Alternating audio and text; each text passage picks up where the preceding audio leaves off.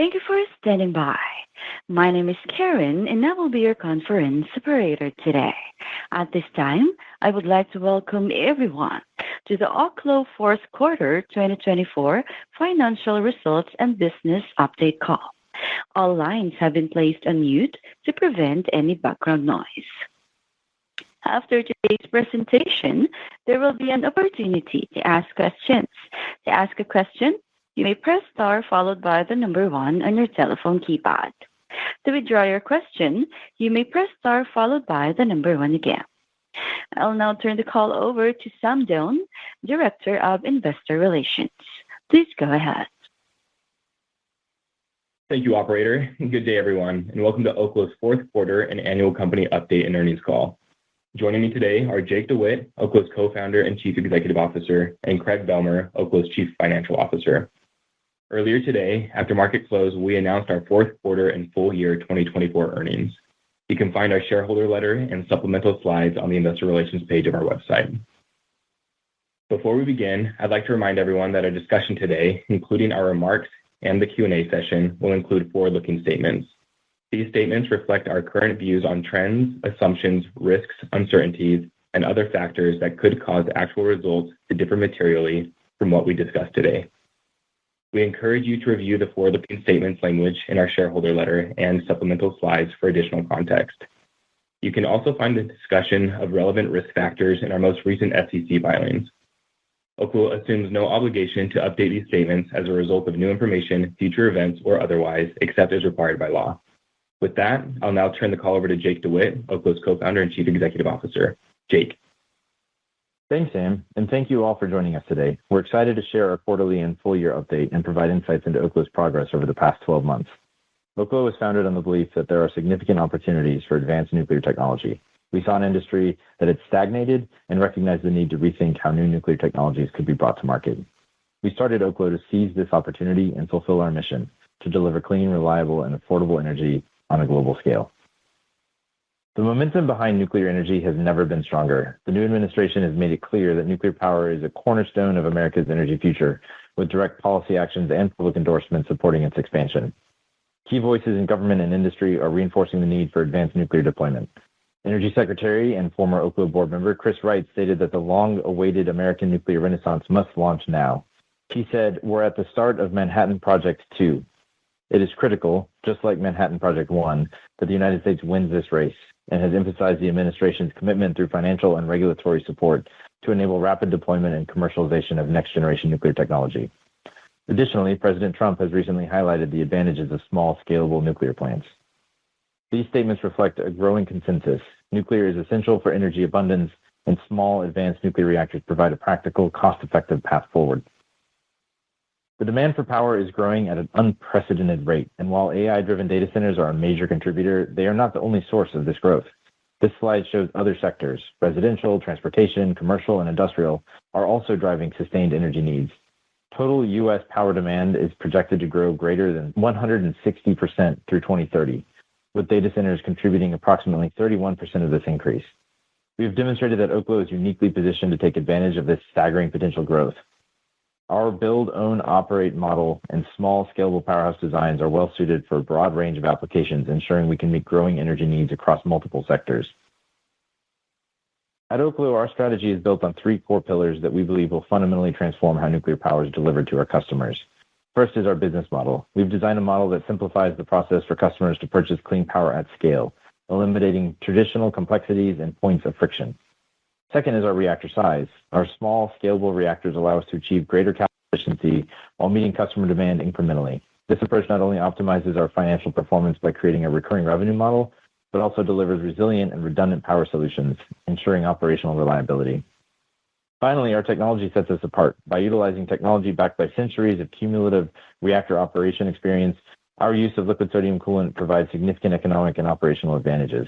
This technology underpins our ability to deploy advanced nuclear solutions that are both efficient and cost-effective. 2024 was a transformative year for Oklo, marked by major commercial, technological, and regulatory milestones. We started the year with a 500-megawatt partnership with Equinix, one of the largest colocation data center companies in the world, supported by a $25 million investment through the form of a prepayment. This really kicked off the partnership wave between nuclear technology companies and AI data center companies. Building on this momentum, we signed a letter of intent with Diamondback Energy for 50 megawatts, demonstrating an emerging demand for nuclear energy in the oil and gas sector as companies seek long-term sustainable energy solutions to electrify their operations. We also expanded our presence in the data center space by signing a letter of intent with Prometheus Hyperscale to deliver 100 megawatts of clean power to next-generation AI infrastructure. We ended the year by signing what is potentially the largest corporate clean power agreement ever with Switch for 12 gigawatts of power. To put the magnitude of this agreement into perspective, that is equivalent to approximately 1% of the U.S. grid. This is a massive opportunity for us, not just because of the size of the power need, but for the multi-pronged partnership with Switch to work together to bring nuclear to market at scale. One highlight to me of this partnership is that building data centers has significant similarities to building small reactors. If you think about data centers, they are fixed civil assets into which prefabricated and manufactured components and systems are installed, and electrical and cooling systems are tied together to move power and heat through the system. This has similarities to building small reactors, fixed civil facilities into which prefabricated and manufactured components are installed, and electrical and cooling systems are integrated and tied together. Working with Switch's expertise here will likely be accelerative to us, and we are excited about how this will progress. In May 2024, we went public on the New York Stock Exchange under the ticker OKLO, a defining step in our growth. Beyond our commercial success, we made major progress in our regulatory strategy and in building our nuclear technology platform. Our Idaho National Lab, or INL, Powerhouse project remains on track to be the first commercial small nuclear reactor built in the U.S., with key DOE approvals and an environmental compliance permit secured. We also advanced our Aurora fuel fabrication facility, receiving DOE approval for its safety design strategy, reinforcing our ability to produce advanced reactor fuels domestically. Oklo is the only advanced nuclear company with high assay low enriched uranium, also known as HALEU fuel, secured for its first deployment, a significant competitive advantage that ensures we can move forward without fuel supply chain delays. We also successfully demonstrated our end-to-end fuel recycling process, proving our ability to close the nuclear fuel cycle and leverage both fresh and recycled fuel for long-term sustainability and growth. As we continue to execute on our strategy, we remain committed to keeping the market informed with clear and consistent updates on our progress.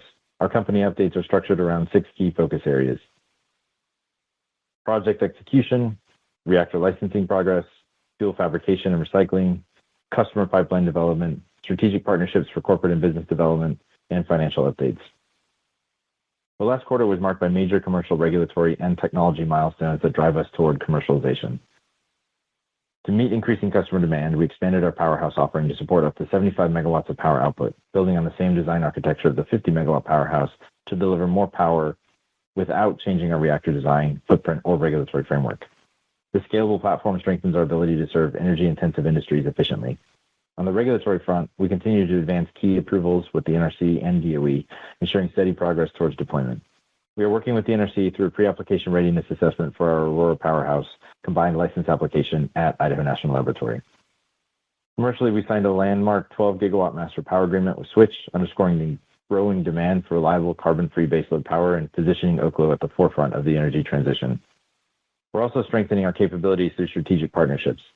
Our agreement with R Power provides near-term natural gas solutions as a bridge to nuclear, offering customers flexible energy options that can accelerate timeframes. Additionally, our MOU with Lightbridge explores co-locating commercial fuel fabrication and recycling, reinforcing our long-term fuel strategy. Beyond power generation, we've expanded into the high-value radioisotope market with the completion of our Atomic Alchemy acquisition. We continue to make progress towards near-term radioisotope opportunities and in the regulatory pre-application work to deploy their Viper reactor. We're also driving next-generation materials innovation through collaborations with the DOE and Oak Ridge National Laboratory. With strong financial positioning, scalable technology, and growing customer demand, we enter 2025 with clear momentum, accelerating toward deployment and cementing Oklo as a leader in the advanced nuclear space. Over the years, we've made significant progress in refining our Powerhouse platform. We initially developed both 15 megawatt and 50 megawatt designs, but had consolidated our approach around a 50 megawatt architecture. This allowed us to scale power output efficiently by simply adjusting things like fuel load and heat exchangers. With this approach, we can flexibly deliver between 15 megawatts and 75 megawatts from the same design platform, adapting to different customer needs while maintaining a streamlined supply chain and regulatory approach. The decision to scale up to 75 megawatts was driven by demand characteristics from large energy users, particularly data centers. This power range aligns well with the infrastructure of these customers, including at the data hall level, and it reduces the number of reactors needed to support gigawatt-scale projects. We anticipate the majority of our plants will operate in the 60 to 75 megawatt range.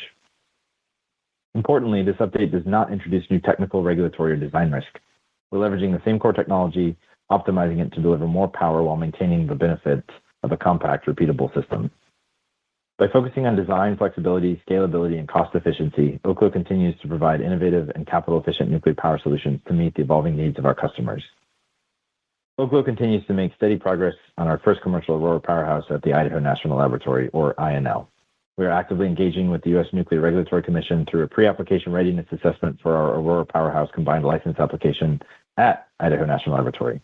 This process enables NRC staff to review and familiarize themselves with Oklo's licensing materials ahead of the formal application submission, streamlining regulatory review and positioning us for an efficient approval process. We have submitted our licensed operator topical report, a key step in enabling our fleet-based licensing approach. This approach lowers costs, accelerates deployment, and enhances operational efficiency. Beyond licensing, we have begun drilling, testing, and site characterization efforts at INL, critical steps toward construction. Backed by a DOE site use permit, the project remains on track for deployment in late 2027 to early 2028. At Oklo, our business model and licensing strategy provide a more streamlined regulatory pathway compared to conventional nuclear approaches. Rather than pursuing separate construction and operating licenses or obtaining a design certification, or DC, which is not a license or permit, to then later license out to customers who then have to obtain the actual commercial permits and or licenses, we take a direct path by securing a combined license, or COL. This single-step approval allows us to build and operate without additional regulatory hurdles. Unlike the DC process, which requires multiple and separate NRC reviews, and unlike the Part 50 approach, which requires separate NRC reviews and approvals for construction and operation, the COL includes all key NRC-specific reviews up front. This integrated approach eliminates duplicative reviews and accelerates deployment. Ultimately, only after completing these regulatory steps can a company begin construction, operate a plant, and generate power and revenue. Oklo's approach ensures that we reach those milestones faster and with greater certainty. As I just alluded to, what sets Oklo apart is our direct-to-COL approach. We secure a combined license in one streamlined process, whereas others in the industry pursue design certification or construction permits first, requiring separate construction and operating approvals later. We believe this makes our approach faster, more efficient, and more aligned with deployment. Because we build, own, and operate our powerhouses rather than selling designs or licenses, streamlining regulatory approval under a single process makes strategic sense. Securing our first COL will also serve as a reference license, an RCOL, allowing future applications, an SCOL, to focus only on site-specific differences, greatly reducing approval timelines.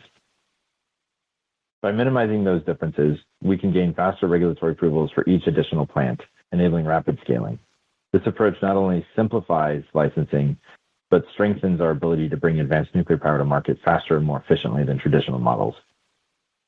Our path with INL paves the way for future sites through subsequent combined licenses, reducing review timelines under the ADVANCE Act, and accelerating deployment at scale. Oklo's licensing strategy is not just about getting an approval, it's about getting to multiple powerhouses, to deployment, operation, and revenue generation faster than conventional approaches. At Oklo, we have built deep expertise in working with both the NRC and DOE, making significant regulatory progress as we move toward deploying our first commercial Aurora powerhouse. We completed key pre-application work with the NRC, including safety analysis, operational programs, and environmental siting. Additionally, we submitted fleet-based licensed operators and staffing methodology topical reports, important milestones that enable a standardized fleet-wide staffing model. Unlike traditional nuclear plants, which require site-specific operator licensing, our approach improves efficiency, reduces costs, and accelerates deployment. Alongside our NRC progress, we are working closely with the DOE since our first commercial powerhouse will be deployed at the Idaho National Lab. We finalized a memorandum of agreement with DOE granting Oklo access to begin critical site investigations, a major step that allows us to conduct essential groundwork to prepare for construction. With this approval, we have begun site characterization activities, including drilling to study soil and rock conditions. Looking ahead, we are advancing the Quality Assurance Program description for design, construction, and operations, which is currently in progress. These milestones reinforce Oklo's strong regulatory momentum and clear path to deployment. Each step moves us closer to our goal of delivering advanced nuclear power through a streamlined, efficient regulatory approach. Additionally, the NRC is actively advancing the implementation of the ADVANCE Act, which is modernizing the regulatory landscape for advanced nuclear. The key component of this effort is a significant reduction in licensing fees, making regulatory processes more accessible and cost-effective for advanced reactor developers. The NRC has proposed cutting the hourly rate by nearly 55% for advanced reactor applicants. This change, set to take effect on October 1st, 2025, directly lowers the financial burden of licensing. Securing fuel is a critical priority for Oklo, and we continue to make strong progress. We have successfully secured fuel for our first core load at INL through a competitive selection process and are expanding access for future deployments. Our MOU with Centrus establishes a long-term HALEU supply, ensuring a scalable domestic source. It is important to highlight, Centrus is already producing HALEU today and continues to scale their production. Beyond securing fuel, we are also collaborating with Lightbridge, who's developing next-generation light water reactor fuels. We are exploring opportunities where Lightbridge could manufacture their fuel at our fuel fabrication facility, given we are both fabricating metallic fuel forms. Furthermore, we are working together on our recycling activities and evaluating the benefits of recycling used Lightbridge fuel into our reactors. With that, I'll turn it over to Craig for customer development, atomic alchemy, and financial updates. Thank you, Jake. Oklo's powerhouses are purpose-built to meet the growing energy needs of numerous customer segments, including AI data centers. As Jake has already highlighted, our 50-megawatt design now offers the flexibility to deliver up to 75 megawatts of power, demonstrating our modular power offering can scale with customer demand and enabling Oklo to meet higher customer capacity with fewer deployments. We expect Oklo powerhouses to have construction timelines of less than 18 months, providing a very competitive time-to-market option for nuclear reactors. And our cost-oriented design and engineering provides customers with competitive pricing. Oklo is capable of providing data centers with high reliability through the development of redundant powerhouse facilities and can deploy multiple powerhouse facilities to a single site that matches the phased deployment approach of data center campuses. Finally, Oklo's small land footprint enables the company to pursue a co-location model that provides customers with greater site flexibility than competing alternatives. Moving to our next slide, I would like to highlight two product features that are really resonating with data center customers: phased deployment and reliability. The first product feature that our large customers like about Oklo's powerhouse approach is the ability to build and deploy multiple small powerhouses in parallel, rather than relying on a single large-scale plant with long lead times. This phased and modular expansion capability allows us to better align with specific customer timelines and capacity requirements. Our data center customers absolutely love the phased scaling capabilities of multiple reactor projects. Moving to the next slide, I will talk about the second product feature that resonates with our data center customers, which is our ability to build in redundant powerhouses to achieve greater than 99% reliability. Reliability is critical for AI-driven data centers, which operate 24/7 and require constant, uninterrupted power.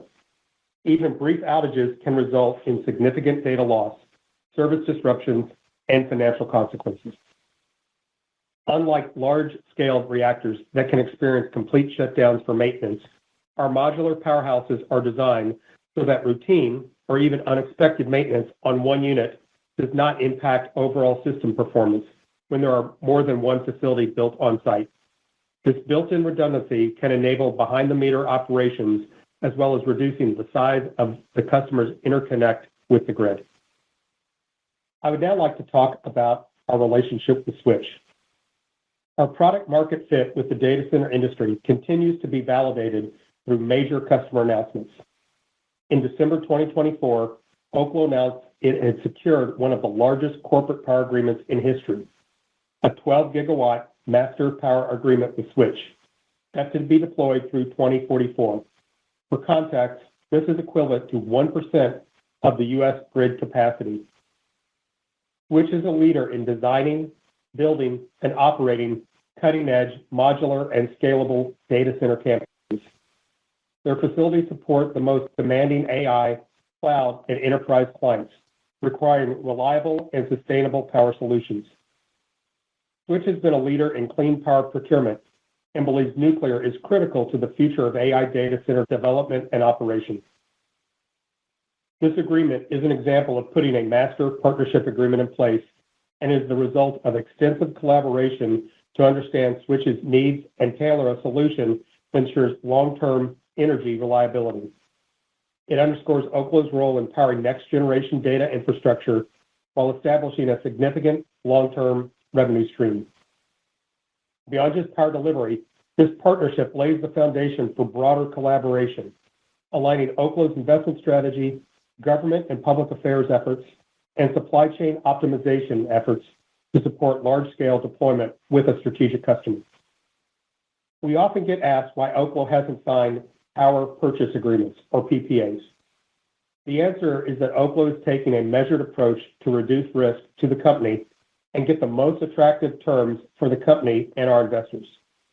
We are looking to implement a comprehensive risk-mitigated strategy, customer acquisition, and project execution.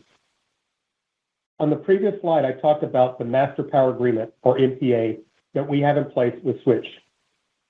Today, we are signing MPAs with customers that establishes a framework for the overall partnership. Once a Master Power Agreement is established, we use it as a platform for multiple partnership elements, which include power sales, corporate and asset investment, supply chain optimization, and public relations and permitting. The Master Power Agreement also establishes the starting point for PPA negotiations. MPAs start to define potential target sites or regions, total and phased power delivery, timing of capacity additions, and a pricing range. With this framework established, Oklo can begin site feasibility analysis with customers and start specific PPA negotiations. In addition, this structure lives and iterates as the market evolves and is not limited to customers. We are applying this structure with parties across our value chain from fuel supply to component manufacturing, creating a repeatable and scalable model for asset deployment that should enable Oklo to move quickly while maintaining capital efficiency. As a result of our efforts over the last 18 months, Oklo's customer pipeline has expanded significantly, driven primarily by growing data center demand. We've signed agreements across key customer segments, with demand shifting towards our 75-megawatt powerhouse offer to meet large-scale AI power needs. Our pipeline has grown from 700 megawatts at the announcement of our business combination with AltC to over 14 gigawatts today, supported by major customers like Equinix, Prometheus, Switch, and Diamondback Energy. As demand accelerates, we continue to advance discussions with additional customers to further expand our pipeline. I'd now like to talk about our partnership with RPower. Oklo and RPower are partnering to bridge the gap between today's power needs and the transition to advanced nuclear. This phased model ensures data centers secure reliable power now while seamlessly moving towards a clean, long-term energy solution. The approach has three phases. Phase 1, immediate power deployment. RPower's natural gas generators should be in a position to be deployed within 24 months to meet urgent demand opportunities. Phase 2, transition to advanced nuclear. As Oklo's Aurora powerhouses come online, they will integrate into these sites, delivering new, clean baseload power. Phase 3, long-term energy resilience.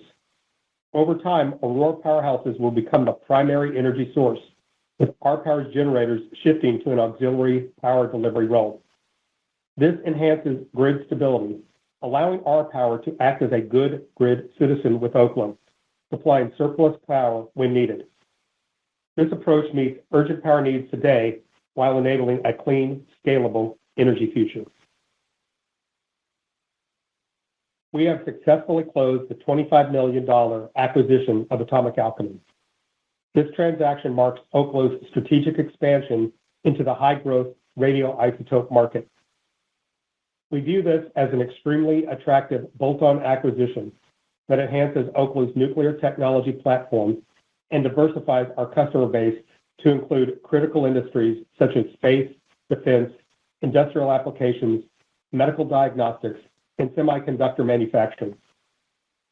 This acquisition is not expected to have material near-term operating cost increases for Oklo and does have the potential to accelerate revenues to the company through the sale of radioisotopes. This transaction was primarily funded via stock and represented less than 1% of dilution to Oklo shareholders. Additionally, shares issued to the Atomic Alchemy founders are subject to multi-year revesting to drive strong long-term alignment. The next slide focuses on some acquisition highlights.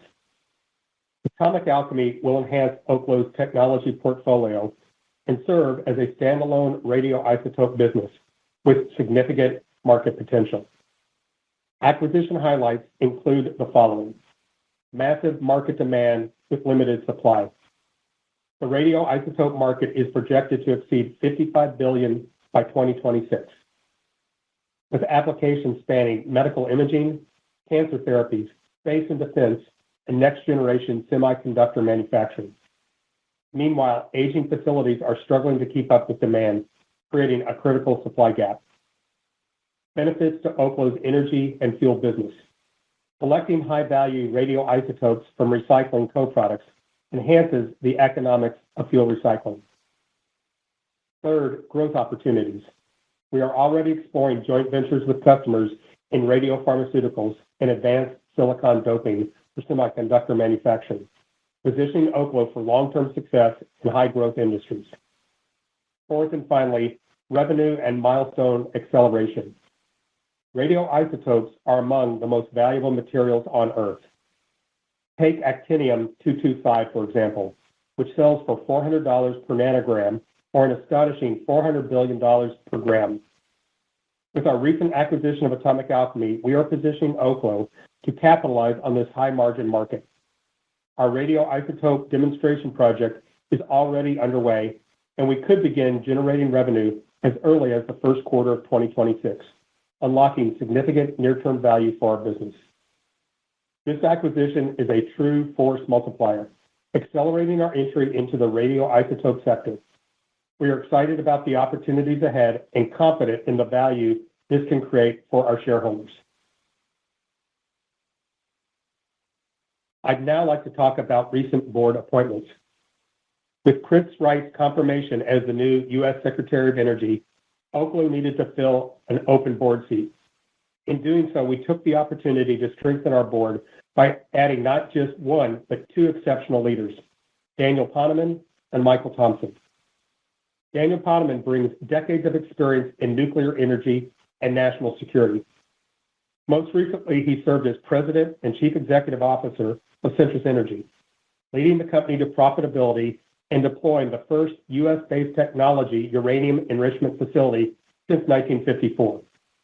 Before that, Dan was Deputy Secretary of Energy, overseeing energy technology and nuclear security, and playing a critical role in international nuclear negotiations and U.S. energy security policy. Michael Thompson adds significant experience in capital markets and technology investments. As managing partner at Reinvent Capital, he has worked with some of the most innovative technology companies. Previously, he founded and led BHR Capital, a New York-based hedge fund, and has served as an investor and board advisor across multiple high-growth sectors. With these additions, Oklo's board is well-positioned to guide the company through its next phase of growth, ensuring strong governance as we execute on our strategy to deliver advanced nuclear power. I'll now provide a summary of our financials. Oklo's full-year operating loss was $52.8 million. This included a one-time fair market value expense of $7.8 million related to earn-out shares payable to Oklo staff who held vested options at the time of SPAC closing, as well as $4.7 million of non-cash stock-based compensation expense. When adjusting for these non-cash amounts that were not included in our original 2024 budget, you get to $40.3 million, which is at the low end of our forecasted range of $40 to $50 million. In preparing our year-end consolidated financials, Oklo made two changes related to the accounting presentation associated with our business combination with AltC that occurred in the second quarter of 2024.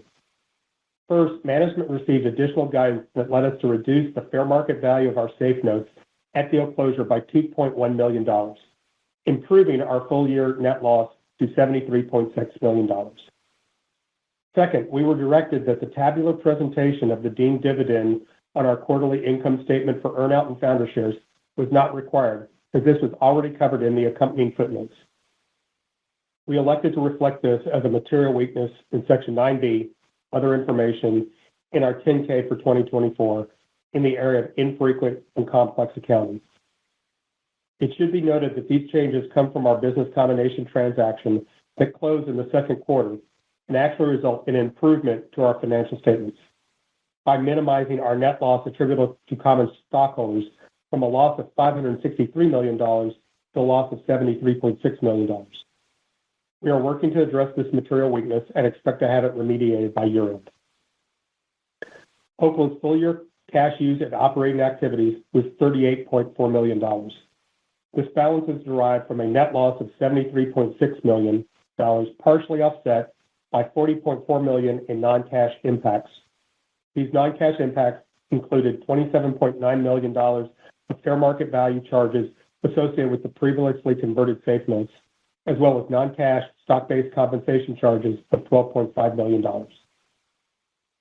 Finally, at the end of the year, cash and marketable securities were at $275.3 million, primarily driven by the $276 million in proceeds net of fees received at the closing of our business combination. This cash balance generated approximately $7.7 million in interest income in 2024. Looking forward to 2025, we expect the cash used in operations to be in the range of $65 million to $80 million. This year-on-year growth from 2024 is driven by increases in headcount, initiation of procurement activities in support of our first powerhouse at the Idaho National Labs, license application fees, progressing activities in support of fuel recycling, and a small increase resulting from our recently acquired atomic alchemy business. To close, we believe there are 6 factors that make Oklo such a compelling investment proposition. First, technology and size that are based on proven fast reactor technologies that we look to deploy at scale to reduce complexity, cost, and time delivery. Second, an attractive business model that is customer-oriented and enables recurring revenue and profits. Third, superior economics that can deliver power at competitive cost. Fourth, a diverse and growing customer base with interest across multiple market sectors. Fifth, a streamlined approach to regulatory approval underpinned by our combined license application process that leverages years of experience in our work with the NRC. And finally, a well-capitalized balance sheet that positions us well for the implementation of our business strategy. With that, I would like to thank you for your time. Jake and I will now open up the call for questions. Thank you.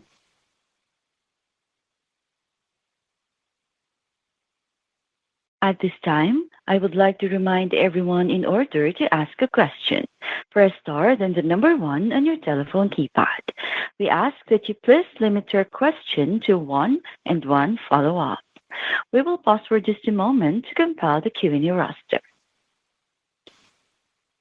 The first question comes from Ryan Pfingst from B. Riley. Your line is open. Hey guys, thanks for taking my questions. First, was the decision to go from 50 megawatts to 75 driven by customers you already have in your pipeline or potential customers you're talking to today? And do you see obvious benefits for your economics with the greater output? Yeah, thanks, Ryan. So a lot of it is built off of, kind of what we're seeing in the market come together from the customer interest set, that where we see sort of the data center architectures progressing. There's a sweet spot that kind of lives between 50 and 75, and probably more of it really between 60 and 72, probably more specifically. But in that range, that's really well targeted at our size, like basically being at that size matches really well where we see kind of that range existing. So it just made sense, given that we had some latent extra capacity just through the design process for margin to be able to go up that high and provide that flexibility and do that now rather than kind of, sort of basically keep the system more, targeted at 50 and limit some of the upside. So we just kind of unlock that in there and focus on making sure we can get up all the way to that number. So very much a customer informed, designed, kind of, I would say, decision, if that makes sense. And just to be a little more specific, you might, people talk about gigawatt scale data centers, and that's awesome and exciting to see how that's going to come together. But many of the actual buildings that make up a campus, because it's really going to be a campus that makes up a gigawatt scale, these kind of buildings, these structures are smaller than that, and the sort of sub-unit, or if you will, in those actual like data center buildings by themselves is really this kind of data hall architecture, as we refer to it, is really living in that kind of 50 to 75 megawatt range, which is why we decided to go to that. Each different customer set has their own design, their own approach, so it does kind of have some range on that. But given kind of the lower relative parts of the CapEx for us on the plant that's non-fuel related, it gives us a little more flex to accommodate that. And then we just size the core accordingly to make sure we match and live with what we need to do between sort of that 1575 range. But generally speaking, I think we're going to see some general convergence that increasingly moves that number to exist pretty well between that 60 and sort of just, basically 75 megawatt number. But it works pretty favorably to tie in to what they need at their core IT, as well as heating and cooling loads at those sizes. And Ryan, it's Craig. There will be some, absolute economic benefits as well, because just, on the surface, if we have a customer who wants 150 megawatts of power delivered, it now moves that from 3 powerhouses at 50 to 2 powerhouses at 75. And so there'll be some economies of scale there. Got it. I appreciate that detail. Then I'll stick to the customer side. Now that you have a pipeline of 14 gigawatts, do other potential customers see that and think, Oklo is pretty full, I better seek out power elsewhere? Or are your discussions progressing at the same pace following your announcement of the switch agreement? Yeah, generally speaking, I think it actually in some ways kind of accelerates for some, because now it's like, oh shoot, like, we don't want to miss out on this. We don't want to lose out on this. But, our kind of dynamic with customers and our engagement, as Craig talked about, is iterative based on, what makes the most sense to engage folks when and how, and kind of bring a little bit more to the table accordingly. And so at the end of the day, I think there's a bit of scarcity effect that is existent now, and I imagine will probably increase. And generally speaking, that's going to be pretty positive to us. But, then accordingly, we'll kind of see how that unfolds as things progress in terms of what there might be an effect on some folks being like, oh, that's pretty, but okay, Oklo might be pretty full up. But I think what we see is more folks being like, okay, we want to get in to try to figure out how to work with you guys, and also what can we do to help expand that bandwidth and capacity. So there's, you can do more. And I think that's a little bit of a more begets more here. And that's really how we're trying to like structure, how and who we work with.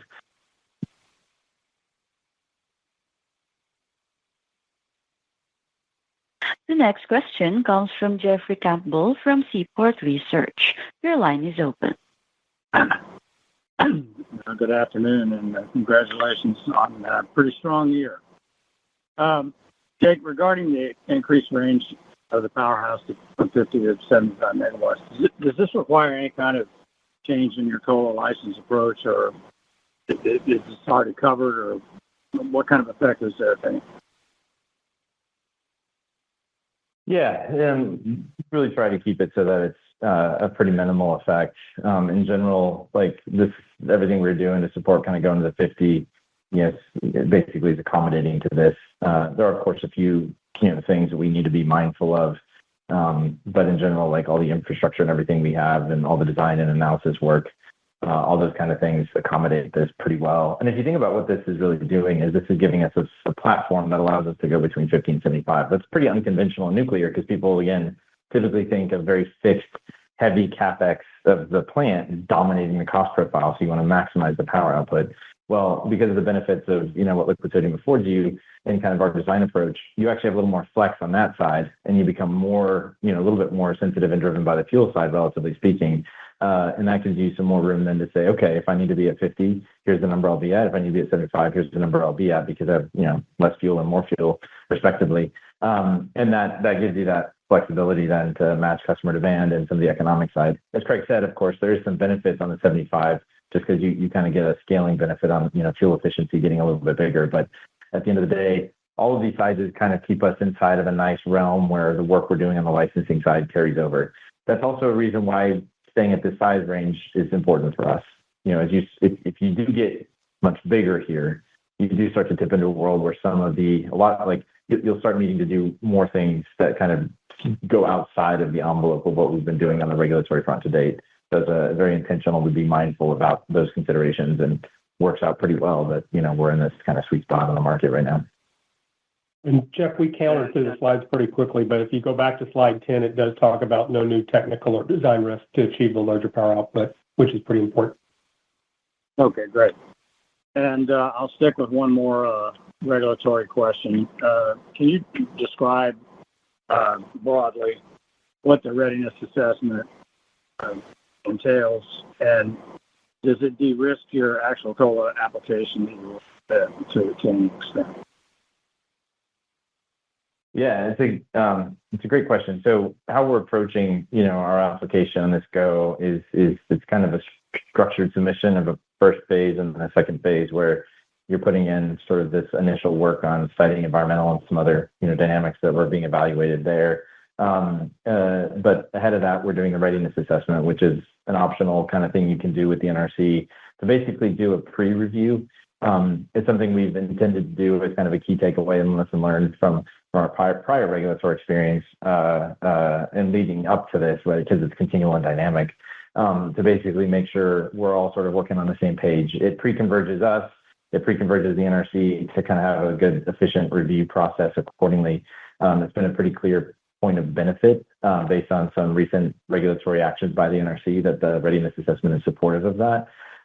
So yeah, it's a way to de-risk both the content, the timeline of the review, and position everyone for not just success, but more efficiency as a result. So that's how we're approaching this to lead into that review here. So it's a pretty exciting step for us to come here next week. The next question comes from Vikram Bagri from Citi. Your line is open. Hi, thanks for taking the question. It's Ted on for Vic. Just wanted to follow up on that. Is there any initial feedback you could share on your discussions with the NRC as you work towards that pre-application readiness assessment, just in terms of kind of, how many meetings you've been having, what sort of discussions you're having? And then in terms of timing, I think the letter mentioned that you're expecting the COLA to be submitted this year. Is the plan to do that once certain aspects of the Advance Act become effective? So should we be expecting that sometime in the fourth quarter? Yeah. So the engagement with the NRC is pretty continual. I don't actually have the latest number in terms of the total tally of meetings we've had, but it's like over between meetings and report submissions, everything that's over 600 since we started working with them back in 2016, and the number is almost changing. Well, it is changing pretty much by the week. Basically, what all this work is right. We're developing the application to content. And what that is really saying, okay, here's how we're going to meet the regulatory requirements that are outlined in the Code of Federal Regulations, and then making sure that is the NRC is able to spend some time understanding that, and then using that to inform how they're going to do their independent safety analysis and their independent review that they have to do. And so spending some time to kind of work through that, and then at the readiness assessment, put them in a position where they go through the exercises to be like, okay, here's the actual sort of approach we need in the review to make sure that everything is in place and filled in accordingly, is incredibly valuable. So, hitting phase one with that here is going to be super useful to then move quickly into submitting the application thereafter. One reference point that I think is important here is TerraPower's construction permit work. They did a readiness assessment and relatively quickly thereafter submitted a construction permit, and there's been recent news that the NRC has had a schedule on that review. So you can see why it's a very similar technology set to ours. So this is why doing this for a COLA is probably even more valuable, and which is why we're doing it. To the rest of your question, we're targeting submitting the rest of the full COLA by the end of the year. The timeline is going to depend a bit on sort of how the readiness assessment feedback affects sort of the timing of the phase one submission. But most likely, given that the Advance Act takes effect on October 1st, it's going to, we're targeting Q4, just because the benefits of that are pretty important to be fully scoped under. Got it. That's very helpful. And just in terms of the OpEx outlook for this year, just kind of curious, like what are the main drivers there? How should we be thinking about cash from operations this year relative to last? With that lower hourly fee rate from the NRC, is that factored into the OpEx outlook as well? Yeah, so it's Craig. So I gave a range of 65 to 80 million, and incorporated in that range is the potential is the upside that we get from the lower NRC fees, but those really don't go in effect until October. So that's probably more of a next year impact than a this year impact.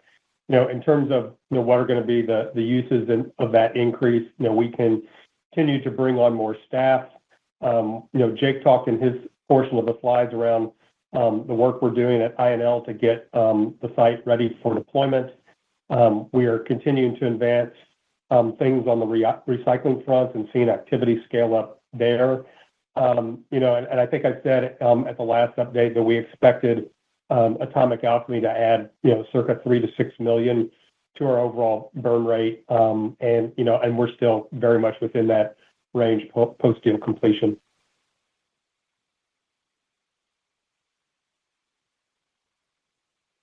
The next question comes from Eric Stein from Craig-Hallum. Your line is open. Hi, Jake. Hi, Craig.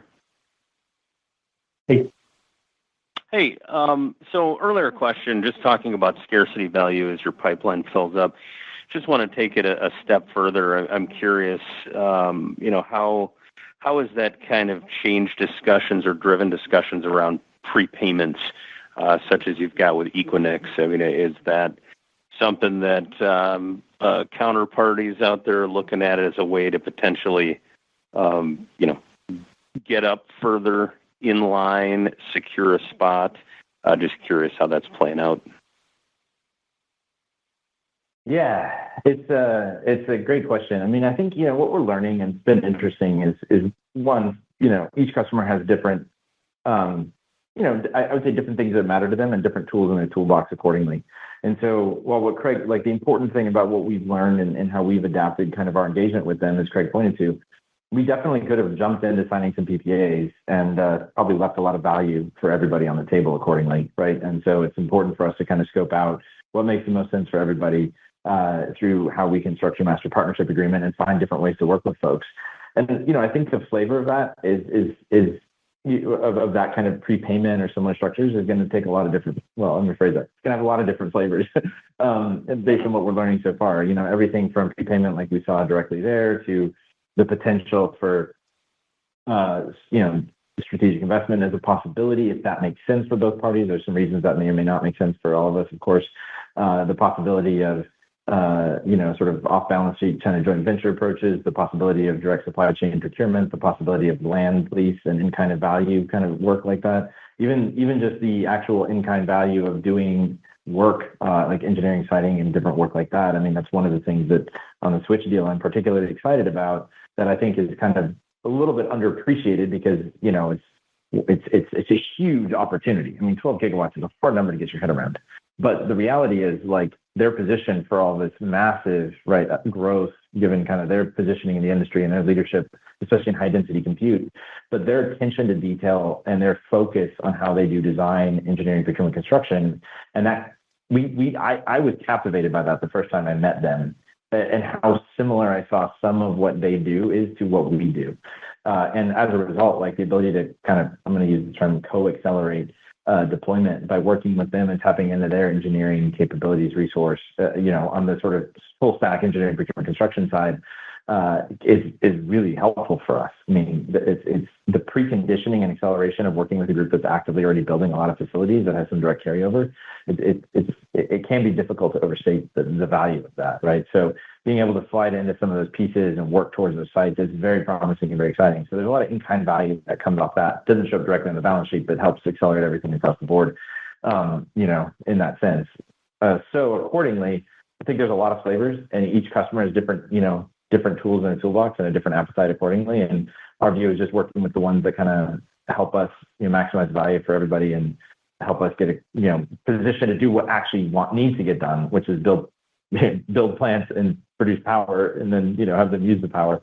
That's what we're ultimately working towards. And since there's several different initial steps that can help us get there, this master power agreement structure allows us to define those partnerships and structure them and then iteratively grow those things. Because the more you get to know a site and a customer, the more you find that certain levers are higher impact than other levers. And so you want to work with them to pull those accordingly. So it's kind of a long-winded answer, but that's how we're seeing it structure out. So definitely the opportunity for that and other types of things that have a similar kind of upside benefit. Yep. Oh, that's a great answer. Thank you for that. And maybe just for my follow-up, just on atomic alchemy, you mentioned potential that we see revenues initial in first quarter of 26, and you mentioned the demonstration project. Could you just lay out some of the signposts to look for, so we can kind of track if in fact things are on track for that first quarter of 26, or any of the factors that might push that out a bit? Yeah. So, this is a fun part of the business that's going to have a lot of upside as kind of continual illumination occurs here. From the sort of, just like edification perspective is what I mean with that. I think, there's a couple of watch points of how that's going to progress accordingly with different, progress at their facilities and capabilities that build out with what they're doing out in Idaho, potentially other sites. And then also their ability to source some of these different materials and tap into that. And then couple that with then, if you think about what they're doing, there's a couple major kind of points of value creation they have, right? One is on being able to do the kind of near-term work. The other is pull out some existing materials from either, existent sort of reserves of radionuclides that are kind of untapped or priorly used sources and radiotherapy devices. Then the other is, the opportunity to actually directly produce with their own reactor design and approach. It's very different than a power reactor, and it's very cool to see how this stuff works. But basically, you build a reactor that's main product is neutrons, and then you put materials in that reactor to absorb neutrons and turn into other elements. I mean, it literally is alchemy, which is what's so cool about neutrons. And then, and that produces incredibly high value materials. And one of the things we really like about their approach is they're leveraging very mature technology sets. They're not trying to build these hyper exotic designs on the reactor side that give you the highest absolute performance, but at a marginally massive cost. And that's something that's easy to fall into because, the marginal economics, the unit economics on some of these materials are so high. It's like, I may as well, I can pay for building out sort of this like Lamborghini of a reactor when really you just need like a Ford F-150. Maybe that's not the best analogy. Maybe better to pick a Toyota Camry, but like, just a simpler, cheaper machine that gets you 20%, 80% of what you need, but does it, in bulk, and you can get it built a lot faster and need a lot less CapEx to get it built. So like that's another angle for potential future growth, and some of the regulatory developments and milestones that come there are going to be important. And then additionally, there's going to be sort of the ability to tap into the things we're doing on the recycling side, pull out some of what would otherwise be byproducts and turn them into co-products from our recycling process. And then another thing that's a little bit underappreciated, but goes back to the legacy of fast reactors, it's really cool. One of the plants we derive our legacy from is called the Fast Flux Test Facility in Washington State. And that actually was a fast reactor, sodium fast reactor, a lot of similar attributes to what we're doing. And did a lot of really cool things in terms of isotope production. And there's some unique things you can do for high value isotope production in fast reactors. So accordingly, we expect that some of our plants, the Idaho plant being a very good candidate for this, to have some extra flexibility baked into it to actually allow you to produce radioisotopes. They're already doing work at Idaho National Laboratory in Idaho Falls, so it's kind of a natural segue to produce additional revenue streams from that first plant with isotope production and sales from it. So like very kind of cool combination of different features that come together that way. But I would say like there's going to be updates as we go forward on the quarterly side about sort of where the progress and how that's tracking. Certain things are kind of certain things are kind of in development on the sort of facility side. Other things have some regulatory permitting milestones that will kind of come forward as those things kind of progress accordingly, and that'll just be a point where we fold into our normal update cadence that we have.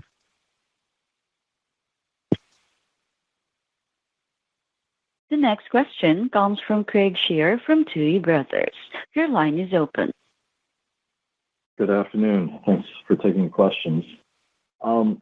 did I hear correctly in response to Ryan's opening question that your 75 megawatt powerhouse would have similar non-fuel CapEx as a 50 megawatt design?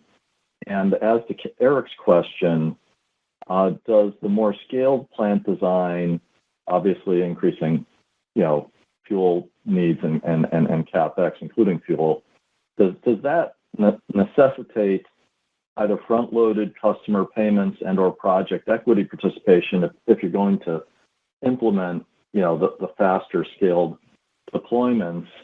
And finally, not only is capital an issue in your early years of commercialization, but obviously, in the first, 2-3 years, HALEU fuel is in more limited supply.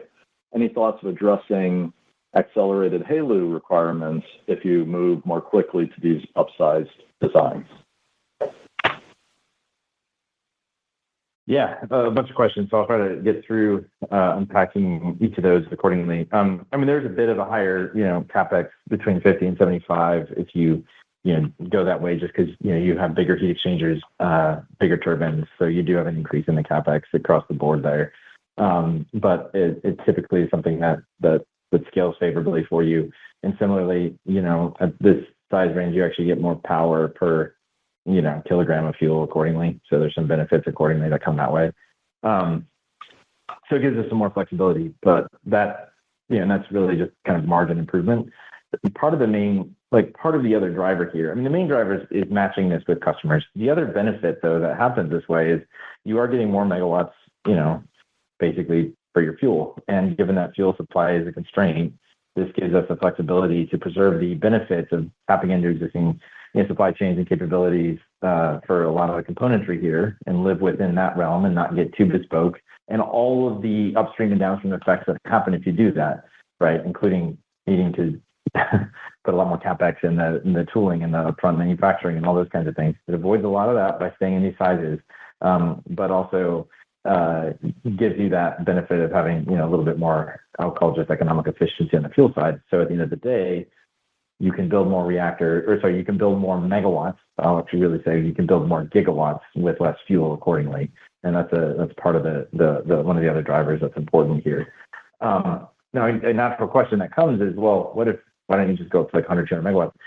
Look, we always evaluate kind of different size points, but the reality is there's a lot of an inflection that occurs once you get above kind of the 75 megawatt range that starts to complicate things up and downstream on supply chain that do put a lot more cost challenges, drivers, and uncertainties in play. And so maybe in time that makes something, that's something we'll continue to watch and see as we execute at what we're doing now to see if there's some added insights we get through execution that make those more either palatable, approachable, or want to do them. But we see a pretty favorable sweet spot that matches really well with where we see the bulk of our customer interest being at this size range and giving us the ability to execute against that accordingly. And the thoughts about capital. Sorry, I feel like I kind of cut you off. Can you say that last part again? I'm sorry. It was about capital, Jake. Yeah, because you have to front load more CapEx. Obviously, it's economic, but you have to come up with the money. Yeah, so Craig, it will add more front end CapEx, but similar to what we saw when you go from 15 to 50, and materials we showed it on our Investor Day deck, but it will improve in terms of the dollars per megawatt delivered. And as Jake said, it's a much more efficient use of fuel and other things.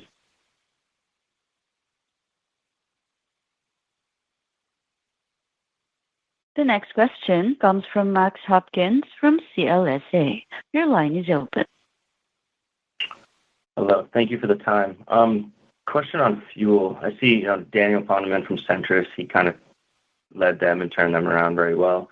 Now on the board, I'll see in my talks with a lot of investors, it all comes down to fuel, it seems like, in the longer term. You guys are not part of the ARDP, but you have HALEU procured and secured. I guess, how does that look going forward with more procurement of HALEU? Will it be Centris specifically that you guys need to procure with, or Can you go to other, HALEU providers, or just straight to the DOE? I guess how does the fuel procurement look going forward? Yeah, it's a great question. I mean, this is one of the things that's interesting and exciting about this space and this opportunity. I love that we have fuel for our first plant for many, many reasons. And one really important one is it helps position us to figure out the best ways to find fuel for the next plants and in a scalable way. It's one of the reasons we've publicly, partnered with Centris. We're very excited that they are producing HALEU as we speak. We're very excited about what their path looks like to increase that, and we'll continue to work with them and find the different ways we can help partner and accelerate accordingly on that front. We're very pleased that, obviously there's been the programs from the U.S. government to help scale up and spin out what's happening on the HALEU side. And we see those things as all constructive and moving forward. There is, this kind of multi-step dance that's occurring. But look, the part of the reason that these kind of partnership agreements that we sign are so important is because it helps build the order book and then help build the frameworks accordingly, because everything's adapting and dynamic right now to best accelerate the fuel side. Jumping forward with the PPA, while too soon, and then maybe you leave some opportunity on the table about how you could position the growth forward, because some of these PPAs, even if it's a multi-gigawatt potential upside on the whole project or the whole partnership, you're probably going to most likely have the PPA signed in incremental chunks as the phases go and as they sell the power and their capacity, right, on the data center side. Accordingly, if you want to build the framework for sustained fuel production over 20 years, that's much more valuable to everybody than just sort of like, all right, we have this PPA, we're going to sprint to get built in the next 5 to 8 years, and therefore bring the order accordingly in that sense, and then have the refueling kind of cadences go with it.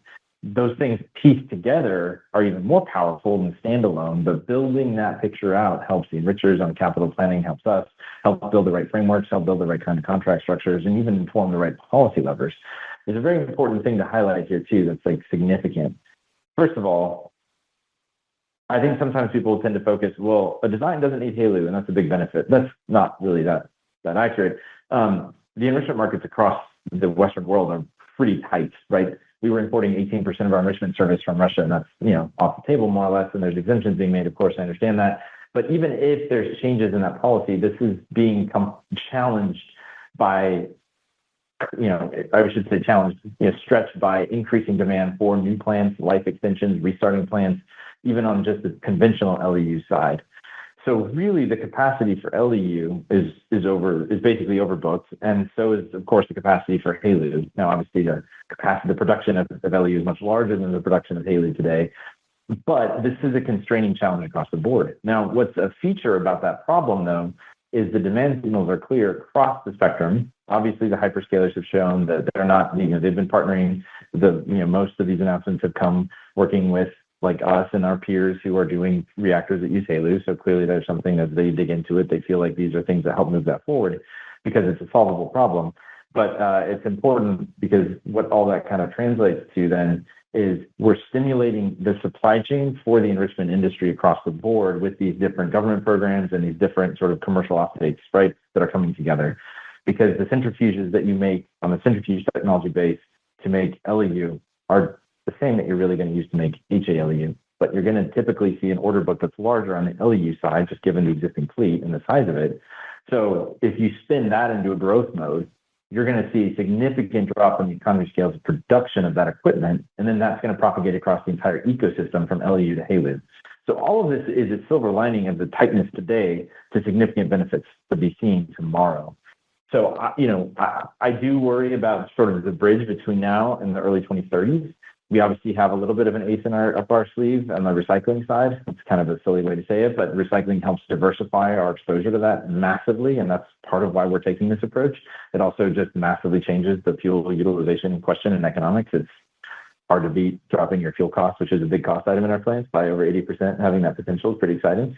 Not to mention all the other benefits you get from recycling. But what we see is, there is significant opportunity and there's appetite as we see it coming together on the policy landscape for opening up extra reserves of fuel that the government has that can be used to bridge us to that point. And one of the interesting things about that is that's actually preferentially advantageous on average to actually fast reactors.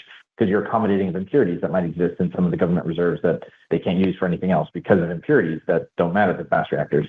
It opens the door to using different, sources of this material, and therefore opening up totally different, opportunities to basically bridge us forward. And I'll not make this be kind of as a potential sort of coupled kind of timing risk dynamic that does exist today that is going, market forces will force through this and resolve it. But we're pretty excited about some of the policy appetite. We've already been a beneficiary of what that looks like. We've shown that can be a successful pathway to open up government reserves as a bridging mechanism. And we're very excited and eager to see that, it basically help drive forward, hopefully more of that to come that helps us and others. But there's a lot of features that actually by on purpose, how we've designed our system, the features that allow us to recycle and be flexible in fuel streams are actually going to help us a lot if those programs get opened up, because we can use pretty much anything that's out there. Not everyone else can do that. And that's going to obviously help because the material that maybe others can't use is not going to be as competitive for it. And so it gives us good advantages in that sense. So at the end of the day, I feel like, the market's moving in the right ways to address this in a number of fronts for LEU and HLEU. It's a problem across the board to just catch up on the supply there, but it's happening, which is good. I'd love to see it happen faster, obviously. But then I think there's also the bridging piece that can really help accelerate that happening, by the way, that ramp up on the commercial side, because then you can go build reactors and faster because you're not fuel constrained, which is going to help you then order more fuel to build more reactors faster after that. So it's, virtuous cycle. That's how I kind of look at that.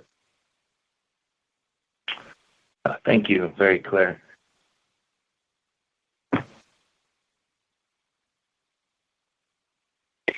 I will now pass the call back to Sam Doan, Director of Investor Relations, for a couple retail questions. Thanks, Karen. Jake, Craig, we had a couple retail questions. The first one is, can you give more detail on the switch deal and confirm, is this a firm or conditional, and what does it mean for Oklo? Yeah, happy to. So the switch deal is a pretty exciting opportunity for us given the size, right? It's immense in terms of the magnitude of it at 12 gigawatts. Accordingly, it has conditional elements around it for sure. So it's not a firm PPA. We didn't want to sign a firm PPA right away around that kind of size. It's too early. It's much better to do what we did here, which is say, okay, here's how we're going to work together. Switch went around and kind of built their case and talked to several different companies, technologies, and liked what we're doing and decided they wanted to work with us and partner with us to power their growth, help power their growth and their ambitions accordingly. And we also really liked working with them. There's a lot of people doing work in the space, so we have the benefits of being selective too. And we see like they are really well aligned, big vision about what they can do, incredibly impressive technology for high compute. I mean, it's just incredibly impressive. As a technical guy, just from they don't have neutronics in data centers, but they do have thermal hydraulics or thermal fluids, and what they do is awesome and very cool. And getting to see that was pretty neat to see. And accordingly, like their philosophy, their design approach, their attention to detail, all kind of resonated really strongly. Not to mention kind of the benefits they have in terms of their plan for scale and growth across a number of different areas.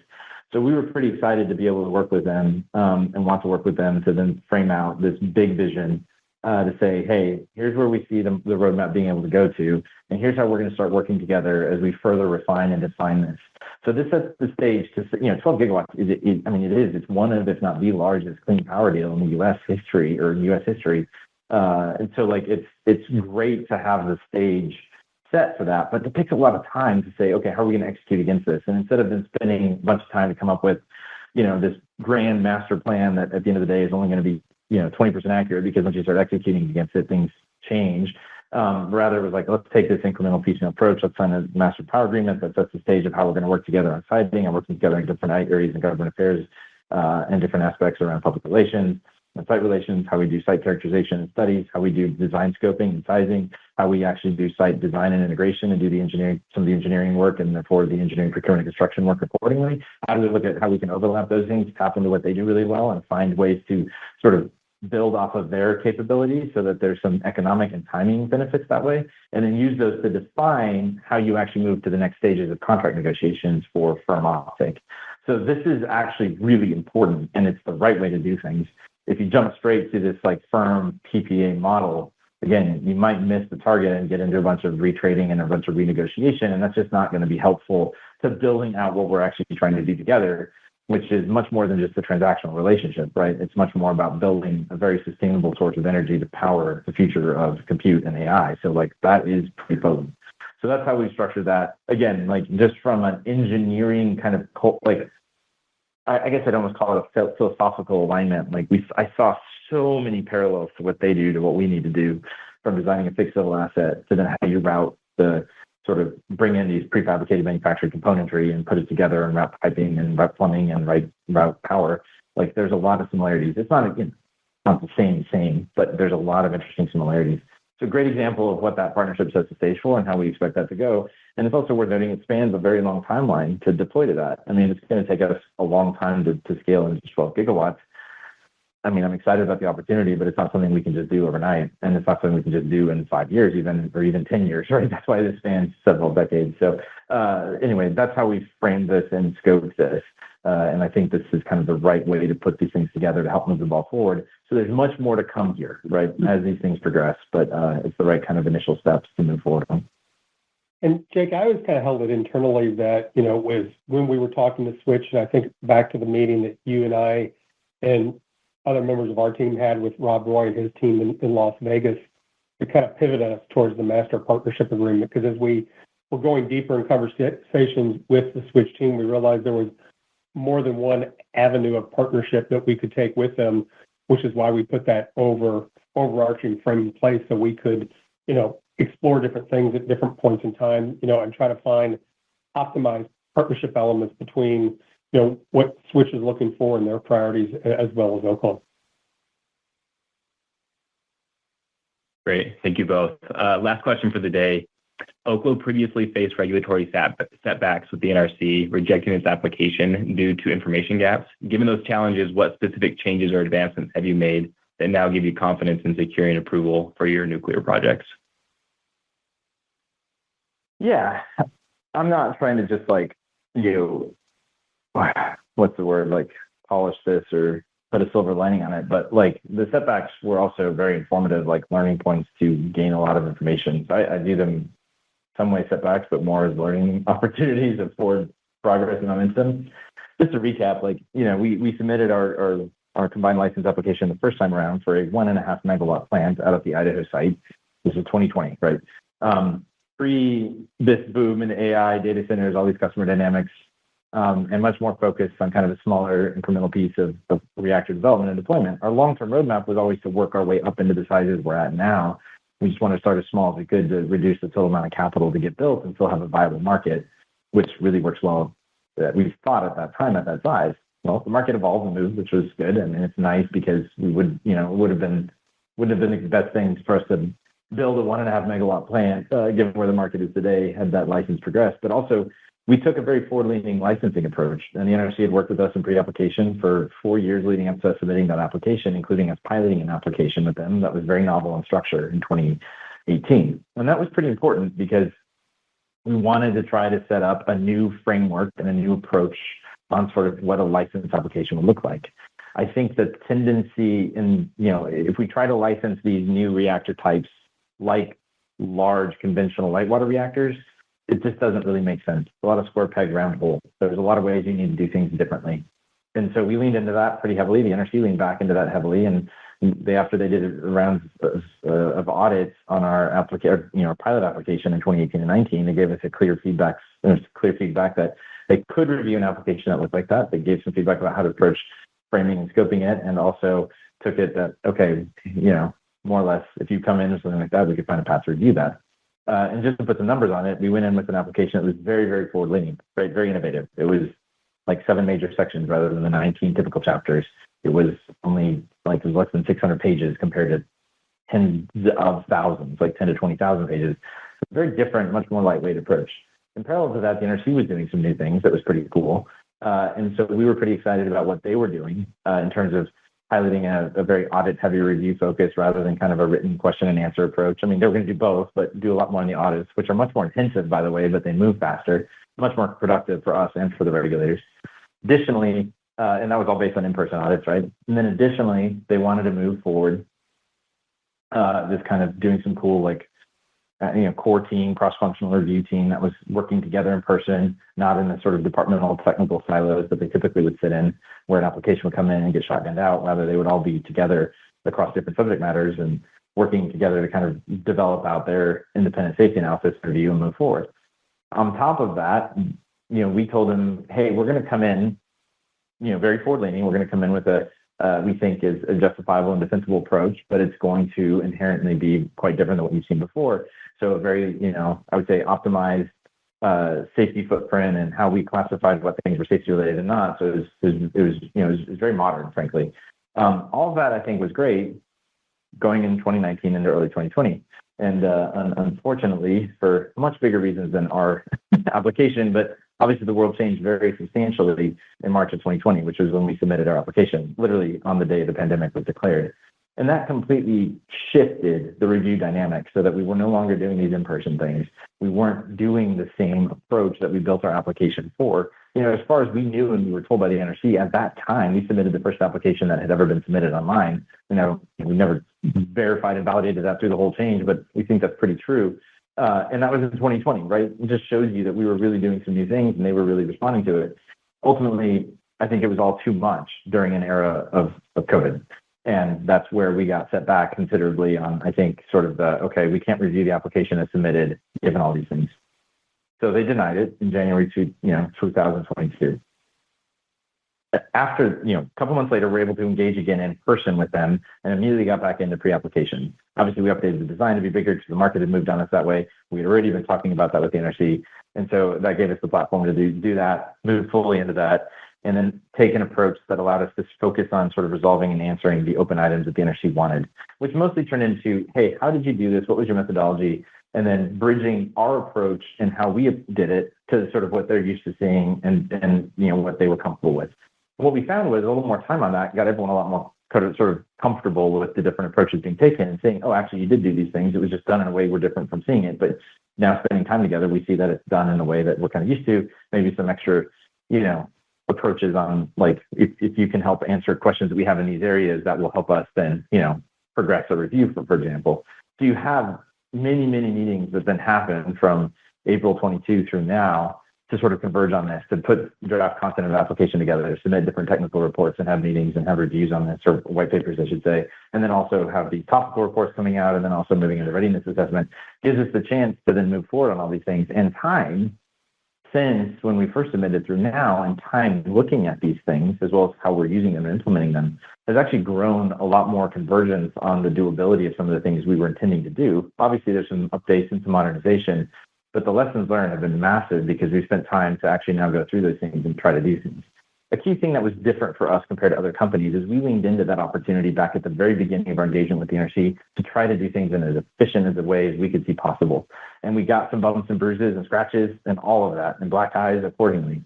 But guess what? Look at how things have progressed accordingly. And a lot of that stuff builds off of some of the things we put forward. Like some stuff we tried and put forward maybe a bit too different or too much, so it's kind of changed. But a lot of things are finding a lot of footing in the different things the NRC has done in the last, frankly, almost 9 years since we started working with them. Not because it's like, oh, we did all these things, look how great it is. It's more, hey, we're trying to do something differently. And then others start echoing that with some time in it. And we were obviously ahead of the pack. And so as others start kind of digging in and developing their own plans in the space, and then the NRC is looking at it, it kind of all comes together in a constructive way to say, okay, yeah, we could do something in this way that's more efficient and right-sized. Then you couple that with the current environment that's gone from several administrations successively of trying to drive forward a more modernized regulatory framework and approach to reflect these kind of capabilities and these changes. It's pretty exciting, honestly. So at the end of the day, we've applied a lot of lessons learned. We've done a lot. Obviously, we've grown the team. We've hired a lot of good folks to come in and help us do this. But a lot of the things that we put forward are also finding kind of footing with some updates and tweaks with iterations on them that have come together over the last couple of years. These things don't move super quickly, but we've invested the longest amount of time of anybody to get to this state. So we're in a really good position to go forward into submitting an application and the next steps thereafter. So, obviously there's a lot more work to do. But we've been very excited about how the NRC has done things, how we've been doing things. The feedback we've gotten has been helpful and constructive here.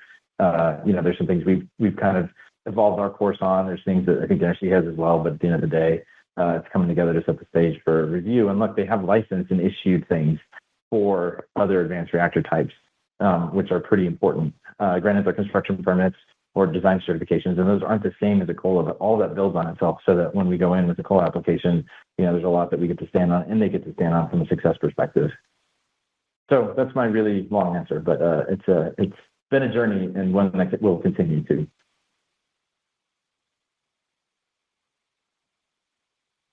I will now hand the call back to Jake DeWitt for closing remarks. Great. Well, thank you all so much for the time. Always fun to talk about the different updates and things we have going on. 2024 year was a very exciting year for us for a lot of reasons, but also just a preview of what we're all really excited to go do. Something I tend to talk about internally is the broad potential that this technology has in truly unlocking, the energy of the actinides that we are fortunately blessed with to have as this incredible energy resource that fast reactors and recycling are pretty uniquely positioned to fully tap into. So thank you for the time and looking forward to the next one. Ladies and gentlemen, that concludes today's call. Thank you all for joining, and you may now disconnect.